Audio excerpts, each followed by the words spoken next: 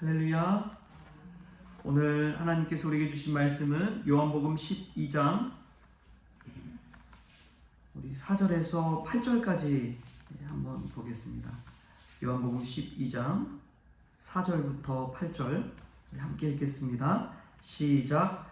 제자 중 하나로서 예수를 잡아줄 가룟 유다가 말하되 이 향유를 어찌하여 300데나리온에 팔아 가난한 자들에게 주지 아니하였느냐 하니 이렇게 말함은 가난한 자들을 생각함이 아니요 그는 도둑이라 돈깨를 맞고 거기 넣는 것을 훔쳐감이러라. 예수께서 이르시되 그를 가만두어 나의 장래할 날을 위하여 그것을 간직하게 하라. 가난한 자들은 항상 너희와 함께 있거니와 나는 항상 있지 아니하리라 하시니라. 아멘. 오늘 말씀에서 귀한 은혜가 저와 여러분에게 있기를 소망합니다. 오늘 말씀에 나오는 이제 가룟 유다에 관해서 성경은 이야기하고 있습니다. 그는 도둑이라고 이야기하죠.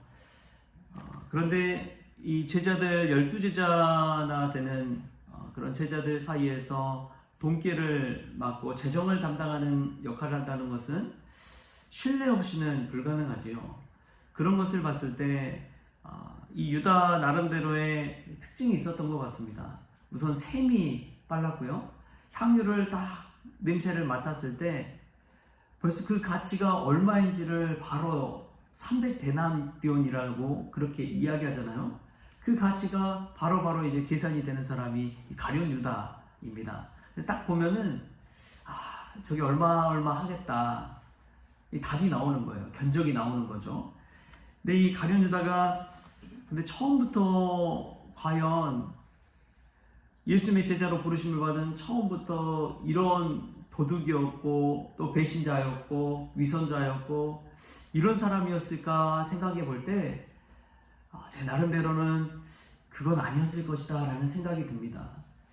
왜 예수님께서 그를 제자로 받으셨고 또 예수님을 따라다니는 그 가룟 유다의 좀 진정성이 참작이 되었겠지요. 그래서 12제자 중에 한 명으로 부르셨을 것입니다. 근데 참 중요한 게 믿으면서 이 처음 신앙을 잊어버리는 것입니다. 처음 신앙을 잃어버리고 살다 눈앞에 보이는 것에 현혹되어서 그냥 시험에 들고 믿음을 저버릴 때가 얼마나 많은지 몰라요. 여러분, 이혼하기 위해서 결혼한 사람이 있습니까? 파산하려고 사업 시작한 사람이 있어요? 그렇진 않잖아요. 처음에 그 마음가짐에는 사랑하는 마음이 있어서 결혼도 하는 것이고 희망과 비전을 가지고 이거 하면 잘 되겠다라는 마음으로 사업을 시작하지 나중에 그렇게 파산하려고 이혼하려고 일을 시작하는 경우는 없습니다. 근데 가룟 유다도 마찬가지가 아니었을까요?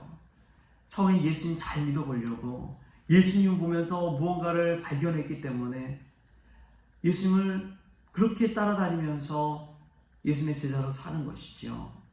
전도하러 가라면 전도하고 돈깨 맡으라고 하면 돈깨 맡고 여러 가지 것들을 다 감당하고자 하는 마음이 처음 신앙에는 있었을 것입니다. 근데 저와 여러분도 이 가룟 유다 속에서 한번 생각해 볼 것이 있어요. 예수님과의 나의 첫사랑을 한번 생각해 보십시오. 처음 예수 믿었을 때의 그 감격과 기쁨, 그 무엇과도 바꿀 수 없는 그 행복, 예수님 나를 불러주셨다는 것에 감격해서 기도하면서 찬양하면서 1시간이고 2시간이고 또 주의 일 감당할 때 얼마나 행복한지요. 그 일하면서 다른 사람 누구 비교하기나 했나요? 왜 나한테 이런 일 시켜? 이런 생각이 들었나요? 오직 감사한 뿐이었죠. 하나님 감사합니다. 이 부족한 사람 불러주셔서 감사합니다. 그 마음 가지고 헌신하고 일하고 순종하잖아요. 그런데 그 첫사랑을 잃어버리고 어느 순간 일이 우선될 때가 있습니다. 유다가 전대를 맡아서 재정을 담당하다 보니까 다른 모든 제자들보다 재정 상태를 잘 알았습니다. 돈에 대한 것을 잘 알았어요. 돈의 가치에 대해서 더 중시하게 됩니다. 그래서 이 마리아의 향유 부은 그 사건을 보고 저 돈이면은 이 가난한 자들 여러분 1년 연봉이면은 한 3천만 원, 4천만 원? 또 돈 잘 버는 사업가들은 몇억, 몇십억이 될 수 있겠죠. 그런데 그 1년 연봉을 한 번에 다 쏟아버리는 것을 보고 저것이면 가난한 자들 얼마나 많이 구제할 수 있을까? 물론 이제 그렇게 말은 했지만 속에는 다른 뜻을 품고 있다고 성경은 이야기합니다. 공금 횡령을 하려고 한 거죠. 그 전대를 자기 주머니에 채워 넣으려는 마음이 유다에게는 있었던 것입니다. 근데 참 중요한 게 이 방향성의 문제입니다. 예수님을 향한 그 마리아의 마음과 가난한 자들을 구제해야 된다는 가룟 유다의 마음. 여러분 어떤 것이 우선일까요?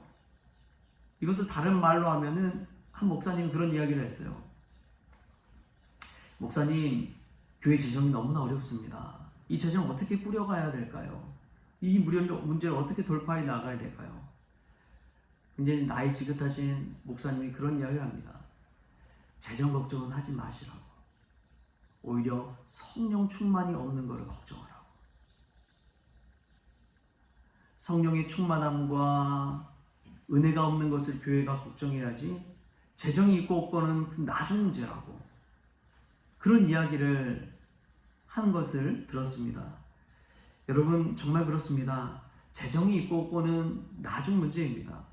우리가 예수 그리스도 앞에서 성령 충만함 받고 은혜 받고 이 믿음으로 충만할 때를 한번 생각해 보십시오.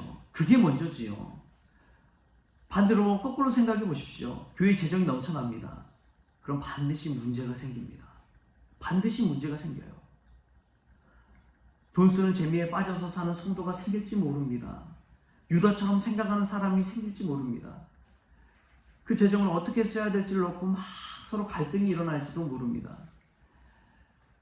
그래서 지금은 이제 은퇴하신 분이지만 이 군산 성공교회 양태현 목사님이라는 분은 그런 이야기를 하시더라고요. 이제 원로 목사님이시고 저희 총회장도 하신 분인데 교회가 빚이 좀 있어야 된다. 그런 이야기를 하세요. 왜냐하면 교회에 재정이 쌓이고 그러면은 반드시 딴 생각을 하게 된다는 거예요.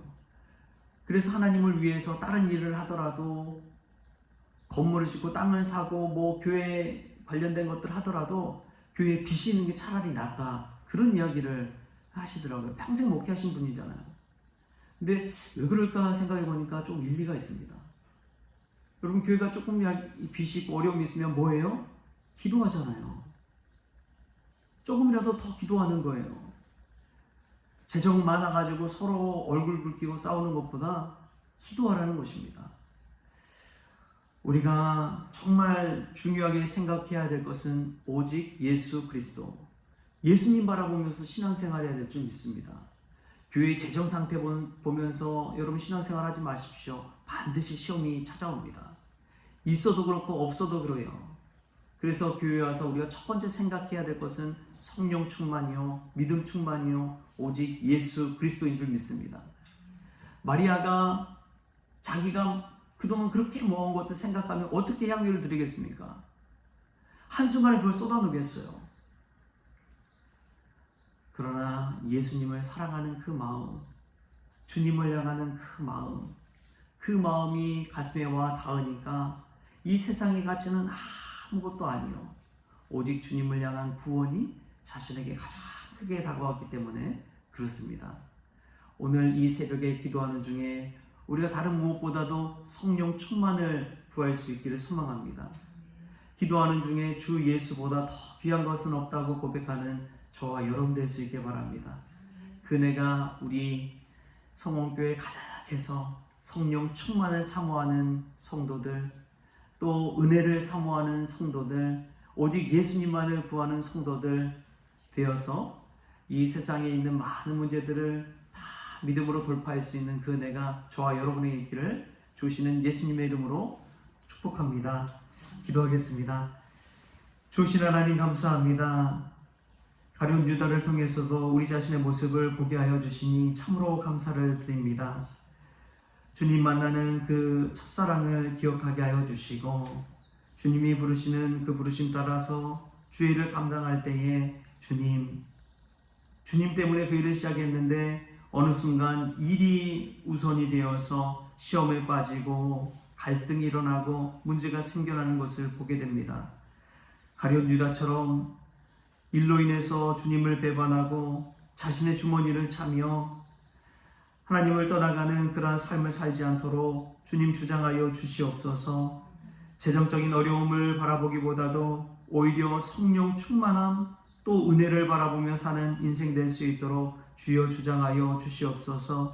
이 시간 이 말씀 묵상 가운데 주 예수보다도 귀한 것은 없다는 것을 깨닫게 하여 주시고 날마다 주님 바라보면서 승리할 수 있도록 주여 주장하여 주옵소서. 모든 것 감사하며 예수님의 이름으로 기도하옵나이다. 아멘.